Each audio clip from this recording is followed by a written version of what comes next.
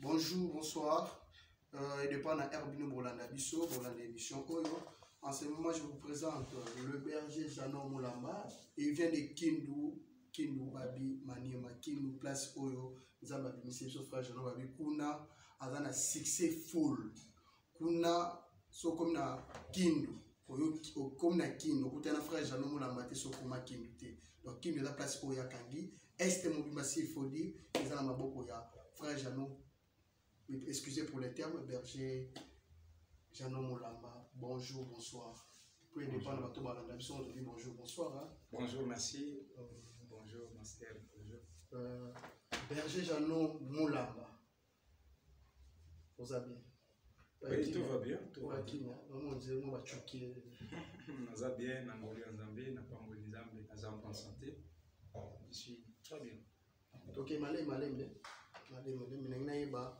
Par rapport à Kindu, na Kinshasa, de commis différence c'est ça? Bon, merci d'abord.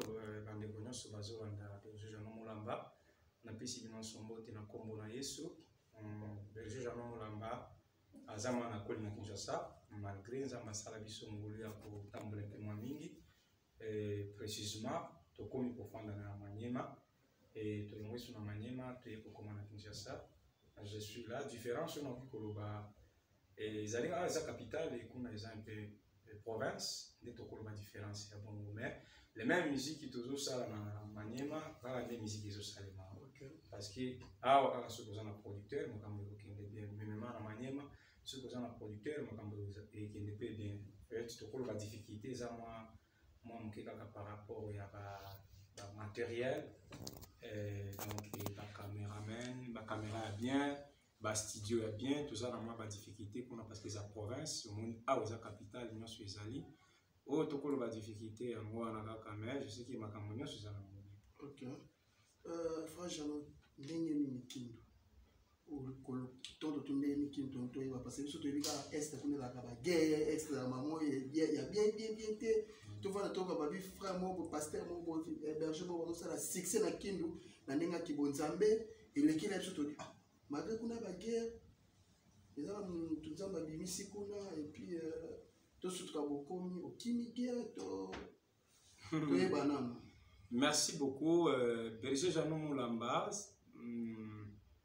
Tokolo bato kimi guerre te na Kindu parce que guerre bitumba yaka pe ici là mais ceux qui te mi retrouver awa toki koloba eza tango ça va permettre que non tozala awa. Parce que Nzambe azaka mettre à temps et à circonstances. Donc tout ça awa na objectif moko il y a promotion d'abord il y a album na biso baba fungula auto développer bientôt. Donc ceux qui berger Janon bomoni na Kinshasa na côté katé na ekakate pour nata la famille parce que famille nanga bango nyoso bazala ka mais na ye na mission moko Nzambe pesi ngai o eza koloba album baba fungula mbingu faut que ça la promotion. Azaki na Kindu bandeko ya Kinshasa bazobenga pourquoi pas okoya na Kinshasa kosala album na nzembo ya kitoko boyo ezopambola bana na Nzambe. Voilà pourquoi Nzambe permettre afungoli nzela ya mwana toza na Kindu berger na longolo Kindu amemi na Kindu soto koyeba nga na koyeba me bato pe ba liboso wala na biso bayeba na memi en commission awa et puis oye Kinshasa pour na ka promotion ya fongola mbingu to ozana ba projet mususu na moto amemi na Kinshasa raison pour laquelle oye ou soit oye Kinshasa ko ke Kinshasa ça pour la fleuve ko isala ke batuba zo succès ba yeba na si facilement les ba Mike Kalamba bazali les ba Moïse Mbiye to na éviter mais qu'un peu ko expliquer biso vraiment to yeba mutamemi et puis c'est quoi l'objectif ya oya Kinshasa c'est quoi vraiment les projets. Merci beaucoup pour la mutuna moko eza kitoko.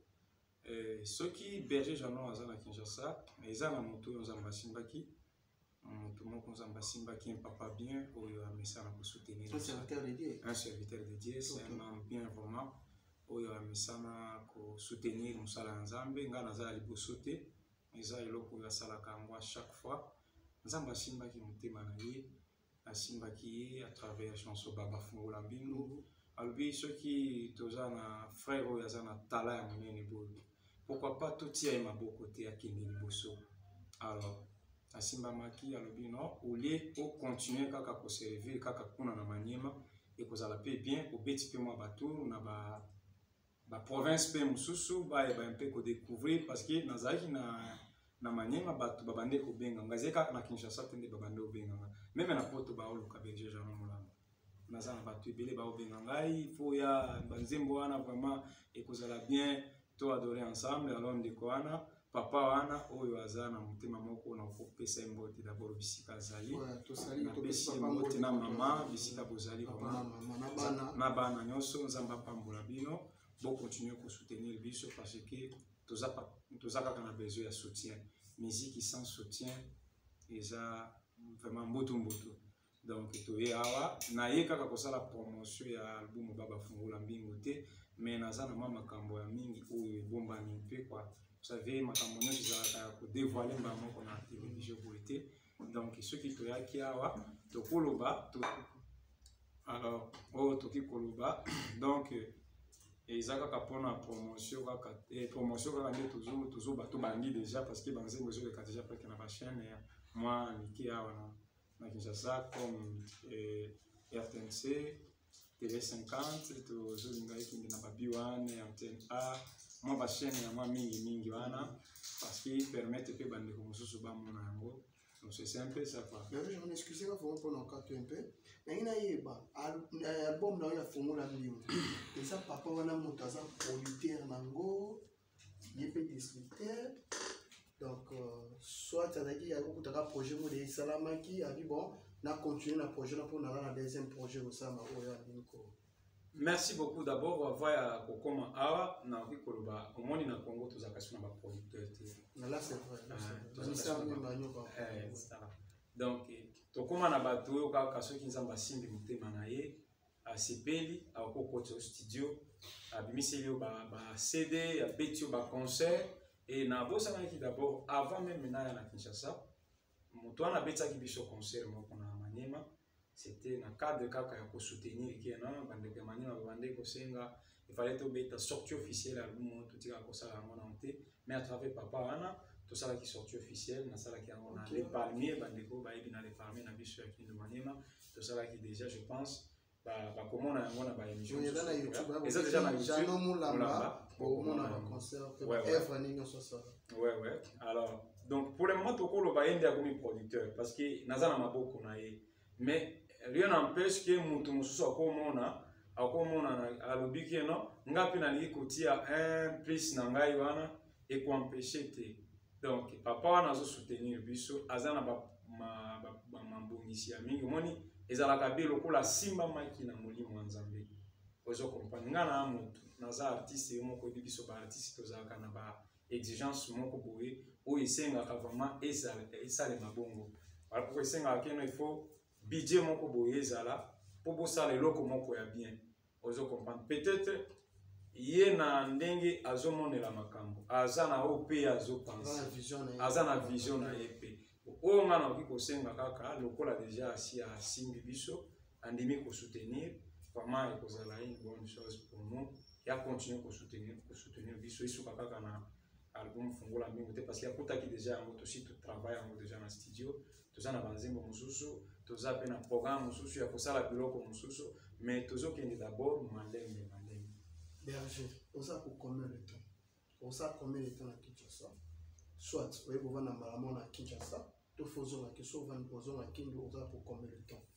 Bon, je pense que ozala nanga awa na lobaka chaque fois avant na ya nzamba ebaki no Berger Jeannot Mulamba ko ya tant on a komi awa na yoki bandeko ebele bazoloba lokolo oza na Maniema eza neti ozozonga sima selo koloba ndenge bato mosusu bazopesanga mpe ma baconseil parce que soki oza awa okomaika mpe kolatela awa eza berceau ya musique mpo soki oyebani na Kinshasa c'est fini somoni succès naza na yango na este kuna soki ezalaka succès wana nde naza na yango awa je pense biloko mosusu tolingi toforce te awa tokomi koforce to permettre ke bato badécouvrir qui est Berger Jeannot Mulamba tandis que na este kuna moyen moto adécouvrir ngai susu eza te basi bayebi nga déjà donc naza nano awa donc titango mission na ngai kosila en plus oyo nakoloba oyo nzambe nde esalema soki nzambe akoloba ke no Berger Jeannot osinstalle toko s'installer kaka soki nzamba koloba keno nano eza nano tango te il faut zonga nano place outi donc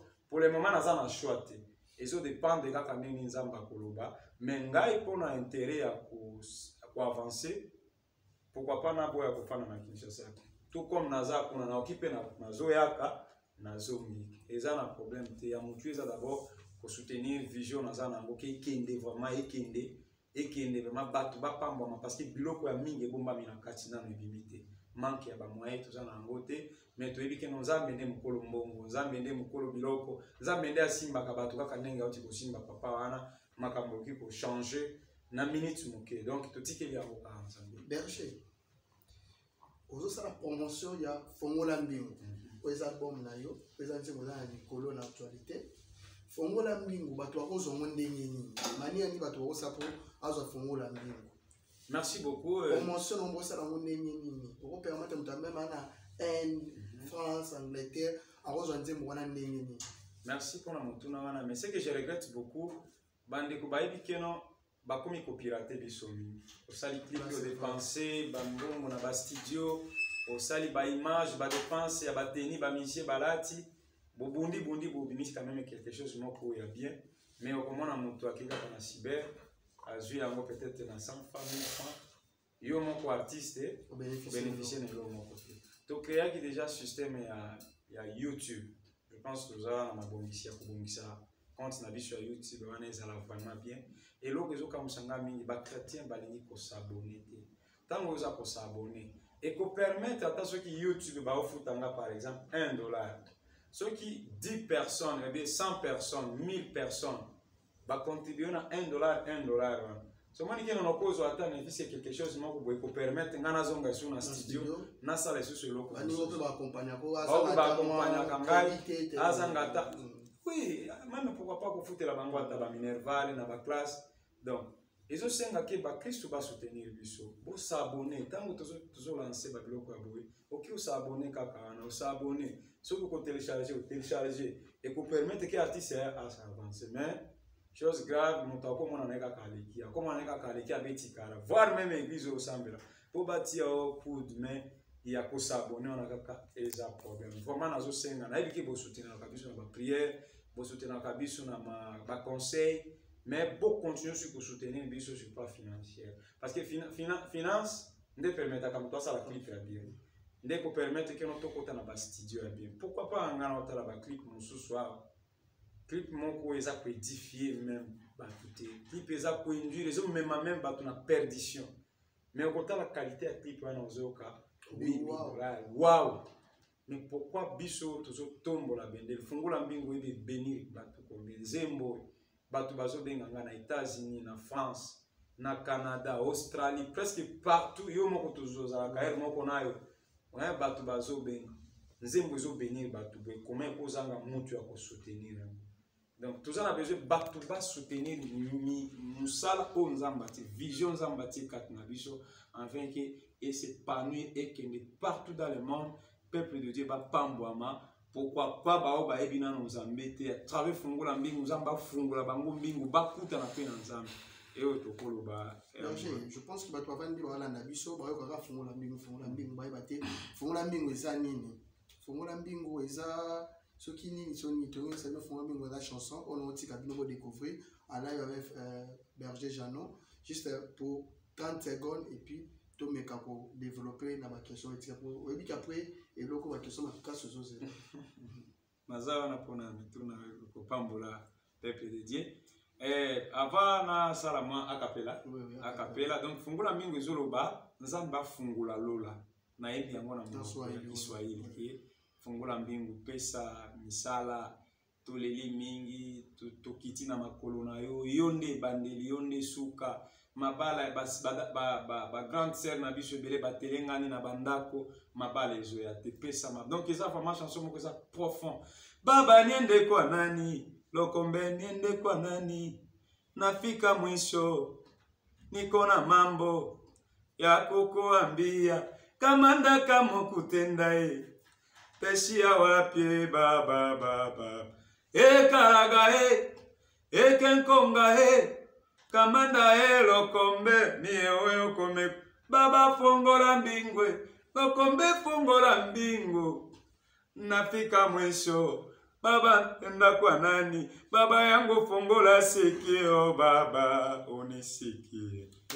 baba maku na YouTube pour télécharger bêta Berger Jano Moulamba au na fongola mbingu télécharger partager lien et puis tina bandeko nyonso ba s'abonner na page ya frère Jano Moulamba donc Berger Jano Moulamba Berger Jano depuis dans Kinshasa ba relation nyoza na mo ya bien ba pasteur et puis na ba chanteur mususu. Oui Berger Jano Moulamba ça a toujours une relation bien presque na ba nyonso pas seulement ba pasteur pas seulement ba musicien mutu nyonso na linga koza na kaka na en bon terme parce que bible lobi loka kimia na mutu nyonso. Ouais. Berger Obi qui mutu ça na ba préféré na. Oui na ebi.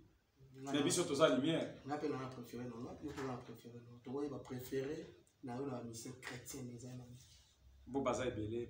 To li moko. En fait, Berger Jano Moulamba azalaka hypocrite te nalingaka collaborer mingi na bato oyo baza komi respecter bato oyo ma biso bongo te tolobi boye mutu yosa na ba préféré na era mutu inspirant po okoma koyemba lelo no. Oui ton ofanda obe oyoka miziki ne inspirant ko babiloko moko boye omoni Berger Jano Moulamba aza leki ya bayaya ebele ya moko kolinga na aza mwana ya bapapa ebele soki nalobi na bandako tanga eza na bandeko mosusu na beta na bango déjà bafitiri totanga ta 4 bon personnellement peut-être otu na ngai banani yo nasi na yembi na bango te ba oyo lingaka so lobi oyo yembi na bango c'est ba o ba préféré na bango wana alors naza na adage na ngai moko nalobaka motema malamu nde nzambe donc un enfant de Dieu il faut kolinga mutu nyonso ozo comprendre faut kolinga pasteur Denis les sabeta moko donc nga na koloba na traitaka na ba musicien oyo na mesana na bango na mesana na bango te ozo comprendre na si na yembi par exemple na yemba déjà na premier album na ngai ils koloba la reconnaissance je chantais ça avec sortie officielle album na ngai na sala featuring na pasteur Mike Kalambai on a pesi mbote bisika zali papa Mike na Mtamajab. Ok, na yemba lisusu na pasteur Henri Papa. Ok. Vraiment na respectaka pasteur wana mingi. Na yemba na yemba na papa wana na benga kai mentor na ngai. Ok. Donc papa Matou Samuel, c'est un papa vraiment pour moi, c'est un modèle. Aza papa ba nzembo na ye et pambolinga makasi. Banzembo na ye souvent bando benga nga Matou Junior.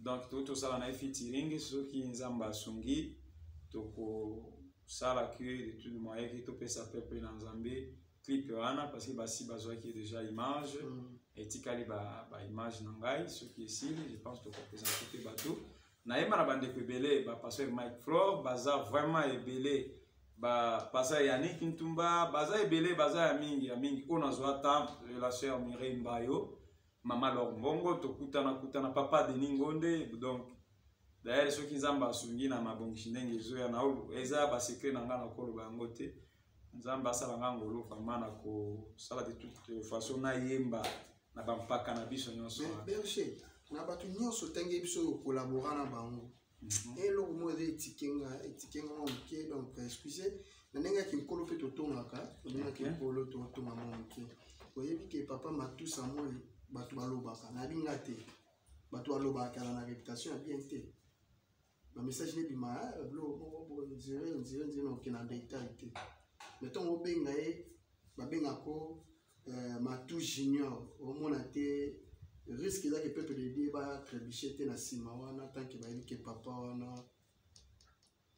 Je pense on a pu koloba vous savez pour moi papa Matou Samuel d'abord à sa bénédiction qu'on engage jamais Moulamba confirmé ouais pour ngai papa wana sa bénédiction oyebi mokili oyo na yemba nzembo moko l'apparence est trompeuse nyonso engala ezalaka olo te nyonso pe batu na mokili balobaka yango ezalaka vérité te papa Matou pourquoi mokili na biso toza kobosa na bolamu na minute moke nani wapambwama na banzembo ya papa wana te tanga moko meme moko pambwama oyebi kaka biso bakongole kaka biso bakongole nde tozaka batu ya liboso kotombola moto pe biso bato ya liboso kokitisa motu wana Vous comprenez?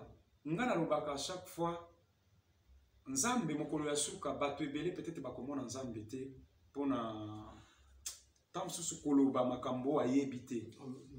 Moi je suis qui ya côté les mawa na micro na yo na banda ko juger mutu lokola papa Matosa Samuel. Naza na respect makasi na papa wana. Na ebi banzembo na ye pamboli bato ebele. Vraiment ceux qui bato balobaka ki aza na réputation ya malamu te. Papa tolanda bato te tolanda nini au Saint-Esprit aza koloba. Parce que liloba ya suka ya mutu eza na maboko ya Nzambe. Tolanda nzembo fa Patrice Escalier. Tongo bi tolanda bato te tolanda ne oyo ezebi makati ya. Oyo ngana koloba ko papa Matu aza mutu aza ime ako sala ba erreur. Donc tuni kaka frère, na tout berger jano. Olandi nzembo ya frère Patrice papa aza ko to aza to pesembo te.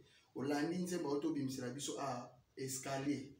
Je m'excuse, je pense sur le bique no bato baloba ke no aza na réputation malam. Est-ce que ezaka papa Matunde bato baloba fona ki aza na réputation malam. Bon, la mission yo ye. Bon, il y a dans le rôle là. Baloba kana bato ebele, je pense. Papa Matunde wa Kofi ya mission chrétien. Non.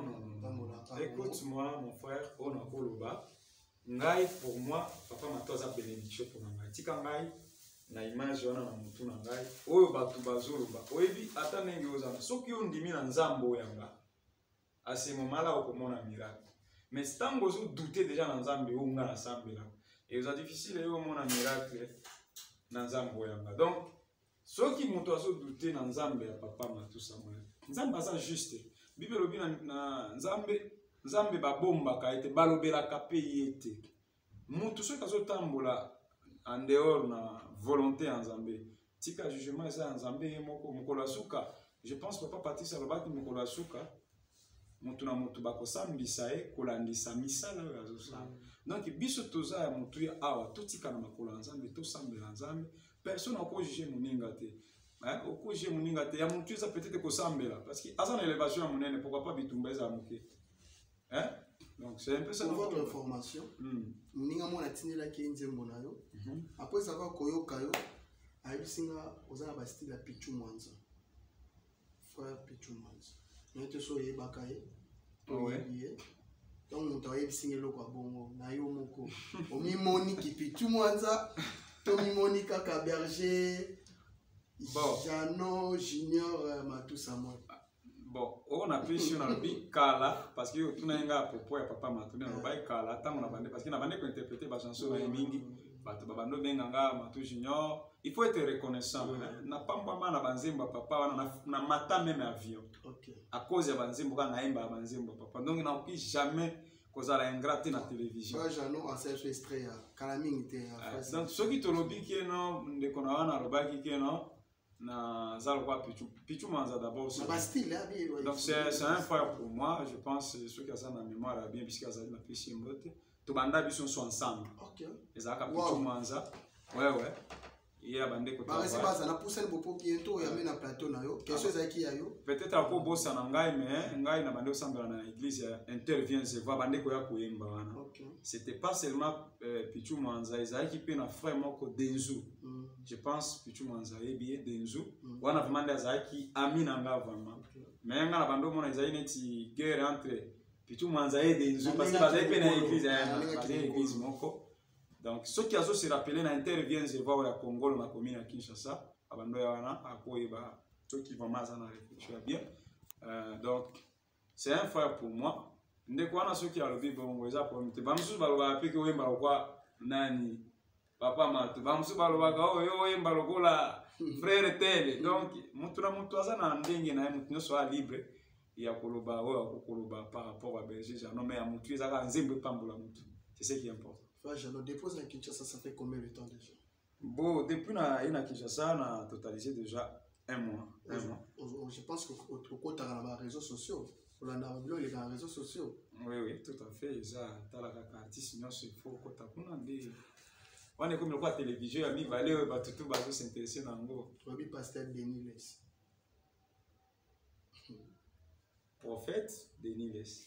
Bon, ami comme ici, Mikolo. Il y a ami bien Mikolo Sopé. Évêque de Niles, comme Nicolo. Oui, bien, c'est un homme de Dieu. Bon, vraiment, on a encore le bar, on a eu ça qui est sous.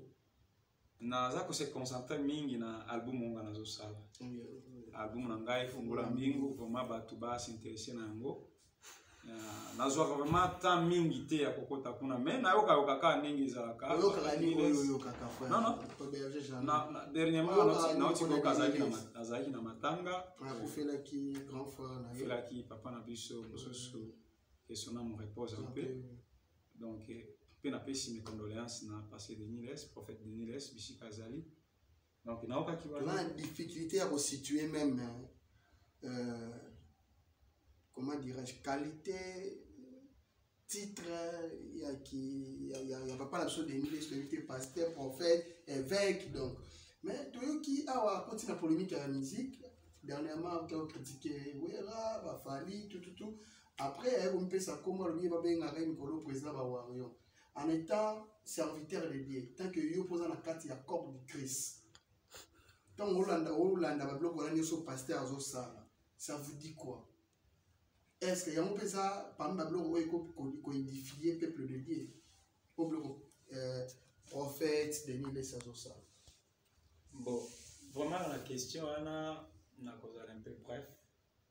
Vous savez, bango baza ba papa ou ba même seul ensemble ba biso, je pense na deuxième plus ba ba moi non kita beta kambonda école pe ba bina mais pour conseiller non vous savez na télévision vous jamais ko conseiller mutu lokola papa de Niles c'est un papa pour moi aza responsable aza na bana lokola ngai ngana za mwana donc o ngana oki koloba kaka mutu ya to sala eloko ekopesa lokumu na Nzambe parce que ba futilité ba bilo moko boye oyebi eza na bande ko ebele ba yebi na Nzambe te bande ko ebele ba yebi na Nzambe en plus ki ça na biso mikolo na mona ngo vraiment ba to ebele ba continue distraction oyebi pose wali pamboli vraiment il faut za la mutu moko oyo ozo yoka ni Nzambe olobo il faut ko umela mingi na makolo ya Nzambe il faut ko za mutu ya mabondeli na kati ya prière ndeko bimisa biloko ko pesa na église we ko sauver ko kangola ko bikisa. Donc, pour moi, pour papa de Niles, on a dit Koloba. Ce qui est un modèle est Azosal. Bon, peut-être il y a mon quoi, le pourquoi Azosal a bilo quoi. Mais on a zawaté pour na jije ou bien na lobelaye. Mais on a ébi que na mukolo ya souk. Nzamba kosambisa mutu na mutu. Kolambisa bisa na e o Azosal. Ozo comprendre. Bato basé bien na ba hôpital. O bazulu ka bato ko bondela pour na ba.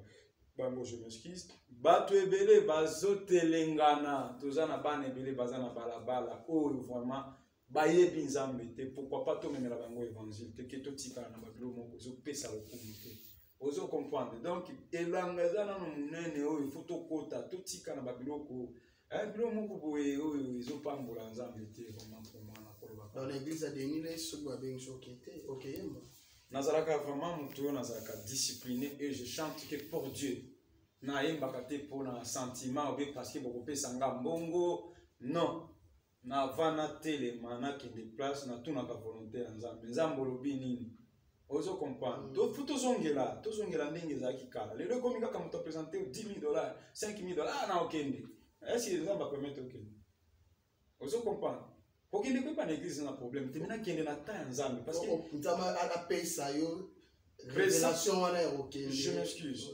présence nangata mungana ke wana na ke wana na détermination ki na ebike efenga na nyati wana bibelo bibisiko boko nyate siko pesa na bino tanga na nyati wana na ebike no koyemba na ngai fo mutu moko ayaki malade abi managerizo mutu moko umeli na ba difficulté makambo ezo kende te lo vie za passe donc na zo bakino tango ngana oyemba mutu oyo kinzembo na oyemba pourquoi pas mutu azwa délivrance pourquoi pas mutu azwa bénédiction na été pourquoi pas mutu afungwa mate donc na okende kaka na kende kaka ngulu kaka te na ke kaka parce que babenga na kendo yelo il faut makambo nyonso ezala anor soki Nzambe permettre que na kende koyemba kuna na yebiki kuna eza bandeko na nga kasi na Yesu eza corps du Christ pourquoi pas na kende te na okende te pour passer de nini sinde azawana na okende te pour ba mona nga na kei parce que Nzambe permettre que à travers le yembo na nga wana batu moko bakupamba wana à travers koyemba na nga na mutu moko ayina aza desi ayoki baba niende kwa nani baba yangu fungola mbingwe baba fungola mbingwe donc lo le fungwa mi pona ye na okende na mission donc biso ba yebi babenga biso tozana ti bato tozokende pour libérer bateau bakanga mutu musu aza lié na maboko ya bandoki maboko ya satana mais tango yembi nyolo nyonso zokatana ozo comprendre hein? Donc yango na oloba tozonga na makolo ya Nzambe tutika ba distraction ya ko distraire peuple na Nzambe donc tozonga vraiment tozonga parce que nous sommes là na message oyo berger Jeannot zo lancer pour na yo habito zonga biso nyonso na makolo ya Yesu Christ to servir l'Éternel to servir mokilité c'est ça le message oyo berger Jeannot apesi na yo na te na lobi ah na donc na sote ya été parce que na comprendre ngai na sote ya été mais na oloba ka ko eza liloba ya Nzambe nga na comprendre ko tsangai na wana za papa ya lekila ba tu na TV non ça dérange pas koleka na TV ça problème te même malgré attendre que tozolo baboye respect zali bango baza na papa biso aza papa naza na elo moko te na okoloba na ye mais oyo nga na zolo bande o bible zolo tozonga donc ya mutu ya totambola na kobanga Nzambe na makolo ya Nzambe bien aimé oki coopérer miracle te soko zokota na mozindo te Nzambe aza esprit na ki charnel boyo kobenga na démon ndengeni il faut kokota na mozindo na profondeur bato ebele ba dérouté bato balingi sous sacrifice te bato balingi sous prière te asi uyoka kasusu ba bloko ezaka to matama ngengenge une semaine ozo senti ba gêne sec il y a 7 jours 3 jours et si là même banzembo ozo mona ezo bimalelo mikolo je ne critique personne ozo comprendre moto ya comme na succès kaka bosa ni ba sacrifice ya bande ko sali boso ozo ozo senti même moyembi ava bima ce ko landi mikolo banzembo na biso mingi ezo bima ezo baluka kaka vous senti ki akala nyoso ezo ngisus est-ce que Nzambe ozo comprendre naza contre te bande ko ba osala yango mais ceux qui mutu aza na lito ya molimo ko comprendre nini nazo linga koloba kala ezalaki vraiment ozo sentir ba yembi boy bolingi bo bimisa album ça prière même banzembo ya kanena inspiration tango oza na kati ya profondeur na kati ya prière ah papa ozo bondela oboka Nzambe oloba nzembo ezo ya penze mbona soki ebo